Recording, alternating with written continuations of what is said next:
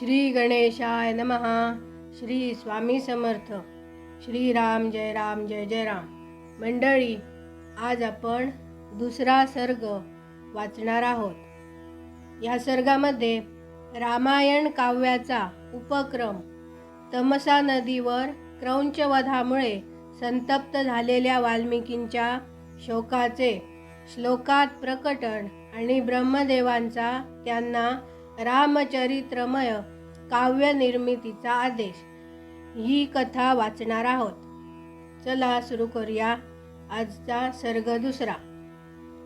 देवर्षी नारदांचे वरील भाषण ऐकून वाणी विशारद धर्मात्मा ऋषी वाल्मिकींनी आपल्या शिष्यांबरोबर त्या महामुनींची पूजा केली.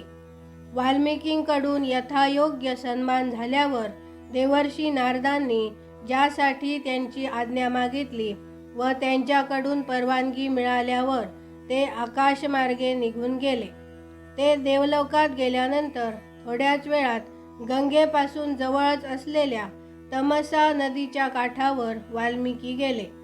तमसेच्या तीरी पोहोचल्यावर चिखल नसलेला असा तिचा घाट बघून वाल्मिकींनी आपल्या जवळच उभ्या असलेल्या शिष्याला म्हटले, भरद्वाज, बघ, हा घाट कसा छान आहे. इथं चिखल तर नावाला देखील नाही आणि सत्पुरुषाच्या मनाप्रमाणे येथील पाणी नितळ व स्वच्छ आहे. हे बघ, कलश इथंच ठेवून मला वल्कल दे. मी तमसेच्या या उत्तम तीर्थामध्येच स्नान करणार आहे. महात्मा वाल्मिकींचे हे म्हणणे ऐकून सेवातत्पर शिष्य भारद्वाजाने आपल्या गुरुला वाल्मिकींना वल्कले दिली. शिष्याच्या हातून वल्कले घेऊन ते जितेंद्रिय मुनी तेथील विशाल वनशोभा बघत सगळीकडे विहार करू लागले. त्यांच्याच जवळ एक क्रौंच पक्षाचे जोडपे होते, जे एकमेकांपासून दूर न होता इकडे तिकडे उडत होते. ते दोन्ही पक्षी फार गोड बोलत होते. भगवान वाल्मिकींनी त्या जोडीला बघितले. त्याच वेळी वाल्मिकी बघत असतानाही जो समस्त प्राणी मात्रांचाच निष्कारण वैरी होता, अशा पापी विचारांच्या एका निषादाने तेथे येऊन पक्ष्यांच्या त्या जोडप्यापैकी एकास नरास बाणाने मारले. तो पक्षी रक्तबंबाळ होऊन खाली पडला आणि पंख फडफडवून तडफडू लागला. आपल्या पतीची हत्या झालेली बघून त्याची पत्नी करुण स्वरात ओरडू लागली. उत्तम पंख लाभलेला तो पक्षी नेहमीच आपल्या पत्नी समवेत उडत असे.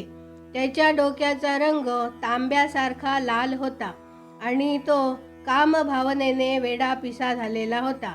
अशा पतीपासून दुरावल्यामुळे क्रौंची फार दुःखाने रडत होती. निषादाने मारलेल्या त्या नरपक्षाची दुर्दशा बघून त्या धर्मात्मा ऋषींना त्याची अगदी दया आली. स्वभावतःच दयाळू महर्षींनी हा अधर्म झाला आहे असे पक्के ठरवून रडणाऱ्या क्रौंचीकडे पाहून निषादाला म्हटले, निषादा, तुला कधीही शांती मिळणार नाही, कारण तू क्रौंचाच्या या जोडप्यापैकी जो कामभावनेनं मोहित झाला होता अशा नराची काहीही अपराध नसताना हत्या केलेली आहेस. असे म्हणून नंतर तेव्हा ते विचार करू लागले, तेव्हा त्यांना अशी चिंता वाटली की अरे, मी या पक्ष्यांच्या दुःखाने पीडित होऊन हे काय बोलून बसलो. असा विचार करीत ते महाज्ञानी व अतिशय बुद्धिमान असे मुनिवर वाल्मिकी एका निश्चयाप्रत पोहोचले व आपल्या शिष्याला म्हणाले, अरे, शोकाकुल मनस्थितीत माझ्या तोंडून जे वाक्य बाहेर पडले आहे ते 4 चरणांमध्ये बद्ध आहे. याच्या प्रत्येक चरणात 8 अक्षर आहेत आणि हे वीणेबरोबर लयीत गाता सुद्धा येण्यासारखे आहे. त्यामुळे माझं हे वाक्य श्लोकरूप अर्थात श्लोक नावाच्या छंदात बद्ध असं काव्यरूप अथवा यशस्वरूप झालं पाहिजे, बाकी काही नाही. मुनींचे हे उत्तम बोलणे ऐकून शिष्य भारद्वाज प्रसन्न झाला आणि त्याचे समर्थन करीत तो म्हणाला, बरोबर आहे, आपलं हे वाक्य श्लोकरूपच झालं पाहिजे. शिष्य असे म्हणाल्यामुळे मुनींना जास्तच आनंद झाला. त्यानंतर त्यांनी त्या उत्तम तीर्थात विधीपूर्वक स्नान केले आणि याच विषयी विचार करीत ते आपल्या आश्रमाकडे निघाले. मग त्यांचा नम्र व शास्त्रज्ञ शिष्य भरद्वाजही त्या पाण्याने भरलेला कलश घेऊन गुरूंच्या मागे निघाला. शिष्याबरोबर आश्रमात पोचल्यावर धर्मज्ञ ऋषी वाल्मिकी आसनावर बसून दुसऱ्या गोष्टी बोलू लागले, पण त्यांचे लक्ष त्या श्लोकावरच लागून राहिले होते. इतक्यात अखिल विश्वाची निर्मिती करणारे सर्व समर्थ महातेजस्वी चतुर्मुख ब्रह्मदेव मुनिवर वाल्मिकींना भेटण्यासाठी स्वतः त्यांच्या आश्रमात आले. त्यांना बघून महर्षी वाल्मिकी पटकन उठून उभे राहिले. ते मनोमन अत्यंत विस्मित होऊन हात जोडून थोडा वेळ तसेच उभे राहिले, काही बोलूच शकले नाही. त्यानंतर त्यांनी पाद्य, अर्घ्य, आसन व स्तुती इत्यादींद्वारा भगवान ब्रह्मदेवांची पूजा केली आणि त्यांच्या पायावर विधीपूर्वक नमस्कार करून त्यांना त्यांचे क्षेमकुशल विचारले. भगवान ब्रह्मा एका अतिशय उत्तम अशा आसनावर बसले आणि त्यांनी वाल्मिकींनाही आसन ग्रहण करण्याची आज्ञा केली. ब्रह्मदेवांच्या आज्ञेनुसार तेही आसनावर बसले. त्यावेळेस साक्षात लोकपिता ब्रह्मदेवांच्या समोर बसून सुद्धा त्यांचे मन त्या क्रौंच पक्षाच्या प्रसंगाकडेच लागले होते. ते त्याविषयी विचार करू लागले. अरे रे, ज्याची बुद्धी वैरभावानेच भरली आहे अशा त्या व्याधानं, पाप्यानं काहीही अपराध नसताना त्या मोहक कलारव करणाऱ्या क्रौंच पक्षाचे प्राण घेतले. असा विचार करीत करीतच त्यांनी त्या क्रौंचाचे आर्त ओरडणे ऐकून निषादाला उद्देशून जो श्लोक म्हटला होता तो पुन्हा एकदा ब्रह्मदेवांच्या समोर म्हटला. तो पुन्हा म्हणत असतानाच परत त्यांना आपण दिलेल्या शापाच्या अनौचित्याची जाणीव झाली. तेव्हा ते शोक व चिंतेत बुडून गेले. ब्रह्मदेव त्यांची मनस्थिती पाहून हसले व म्हणाले, ब्रह्मन, तुमच्या तोंडून बाहेर पडलेले हे छंदबद्ध वाक्य श्लोकरूपच होईल. याविषयी तुम्ही बाकी कुठलाच विचार करण्याची आवश्यकता नाही. माझ्या संकल्पना व प्रेरणेमुळेच तुमच्या तोंडून ही वाणी निघाली आहे. मुनिश्रेष्ठ, तुम्ही श्रीरामांच्या संपूर्ण चरित्राचं वर्णन करा. अतिशय बुद्धिमान असे भगवान श्रीराम जगामध्ये सर्वात मोठे धर्मात्मा आणि धैर्यवान पुरुष आहेत. तुम्ही नारदांच्याकडून जे ऐकलं त्याचप्रमाणे त्यांचं चरित्र रेखाटा. बुद्धिमान रामांचा जो गुप्त अथवा प्रकट वृत्तांत आहे आणि लक्ष्मण, सीता व राक्षस यांचे जे गुप्त अथवा प्रकट चरित्र आहे ते सर्व अज्ञात असूनही तुम्हास माहिती होईल. या काव्यात असणारी तुमची कुठलीही गोष्ट खोटी नसेल, म्हणून तुम्ही श्रीरामचंद्रांची अतिशय पवित्र आणि मनोरम कथा श्लोकबद्ध करून लिहा.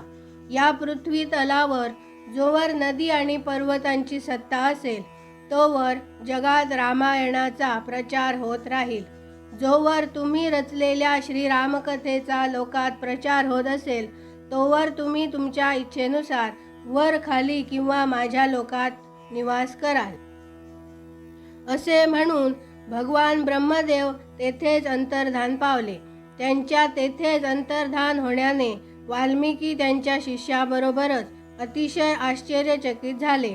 त्यानंतर त्यांचे सर्वच शिष्य अत्यंत प्रसन्न होऊन पुन्हा पुन्हा त्याच श्लोकाचे गायन करू लागले आणि अतिशय आश्चर्यकारक रीती होऊन एकमेकांना म्हणू लागले, आपल्या गुरुदेव महर्षींनी क्रौंच पक्षाच्या दुःखानं दुःखी होऊन जे समान अक्षर असलेलं 4 चरणांचं बनलेलं असं वाक्य म्हटलं ते खरं तर त्यांच्या हृदयातील दुःख होतं, पण त्यांच्या वाणीद्वारा उच्चार होऊन त्याचा श्लोक झाला.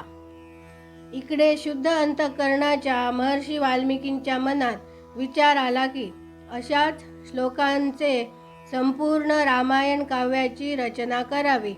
असा विचार करून त्या यशस्वी ऋषींनी भगवान रामचंद्रांच्या चरित्राची हजारो श्लोकामध्ये बद्ध अशी काव्य रचना केली. ती त्यांचे यश वाढवणारीच आहे. यामध्ये श्रीरामचंद्रांचे उदार चरित्र सांगणाऱ्या मनोहर पदांचा समावेश आहे. महर्षी वाल्मिकींनी लिहिलेल्या या काव्यात तत्पुरुष इत्यादी समास, दीर्घगुण इत्यादी संधी आणि प्रकृती प्रत्यय इत्यादी संबंधीचे यथायोग्य वापर आहेत. त्यांच्या रचनेत समानता आहे, पदांमध्ये सुमधुरता आहे आणि अर्थ प्रासादिक आहेत. भावुकजन हो, या प्रकारे शास्त्रीय पद्धतीनुसार झालेल्या या रघुवर चरित्राचे आणि रावणवधाच्या प्रसंगाचे वर्णन लक्ष देऊन ऐका. दुसरा सर्ग इथे पूर्ण झाला. मंडळी, ही रामकथा वाचत असताना अक्षरं लहान लहान असल्याने नजर चुकीमुळे एखाद्या वेळेस अक्षरांचा उच्चार मागे पुढे किंवा चुकीचा झाला असल्यास प्रभू श्रीरामांची आणि श्रोते हो तुम्हा सर्वांची क्षमा मागते. आमचा व्हिडिओ आवडल्यास व्हिडिओला लाईक, शेअर आणि चॅनलला सबस्क्राईब करा आणि तुमचा अभिप्राय कमेंटमध्ये लिहायला विसरू नका. धन्यवाद मंडळी. जय जय श्रीराम.